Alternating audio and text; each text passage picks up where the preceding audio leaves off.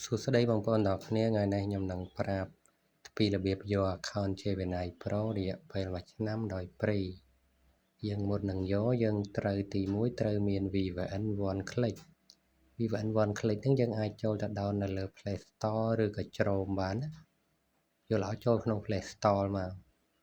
បន្ទាប់មកយើងរើសទៅប្រទេសអង់គ្លេសធម្មតាគេ free យើងត្រូវរើសយកទៅប្រទេសអង់គ្លេសបន្ទាប់ពីយើងបានប៉ុណ្ណឹងហើយយើងចុចភ្ជាប់ហើយយើងចូលមកក្នុងកម្មវិធី Google ឬក៏ Chrome មកដល់កន្លែងហ្នឹងយើងមាន link មួយមកដល់ link នេះចាំខ្ញុំដាក់នៅខាងក្រោមវីដេអូរបស់ខ្ញុំមកដល់កន្លែងនេះខ្ញុំសូម stop មួយ plate ដើម្បីខ្ញុំយក link មកបន្ទាប់មកយើងផាសវាចូលបន្ទាប់ផាសហើយយើងចុចទៅបញ្ជូនមកណាបន្ទាប់មកយើងនឹងឃើញ account Gemini Pro រយៈពេល12ខែអានឹងវាដោយ email ដែរ email ខ្លះវាទាមទារឲ្យយើងដាក់កាតសិស្សសាលាដើម្បីយើងចូលទៅប្រើប្រាស់តែ mail ខ្លះយើងមិនចាំបាច់ដាក់កាតទេវាចូលទៅអូតូមកអានឹងយើងមើល email យើងទៅ mail យើងមានច្រើនយើងព្យាយាមធ្វើទៅបើ mail ណាវាចុចទៅដូចខ្ញុំបែបនេះ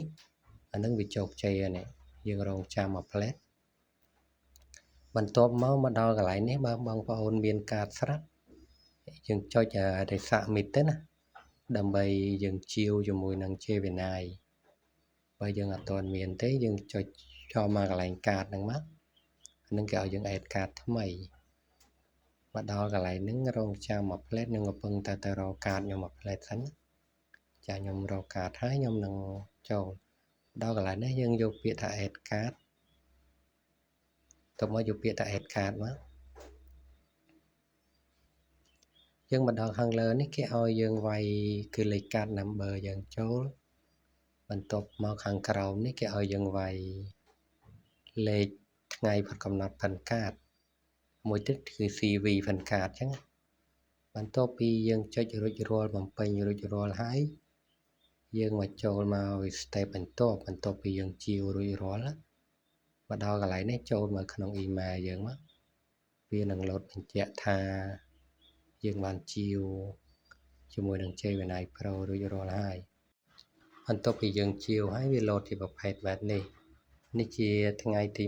27ដែលយើងជាវបន្ទាប់មកយើងអូសមកលើតិចមកយើងផុតកំណត់ដល់ថ្ងៃទី27ឆ្នាំ2027យើងផុតកំណត់ហើយអញ្ចឹងរយៈពេល1ឆ្នាំយើងប្រើបានដោយព្រី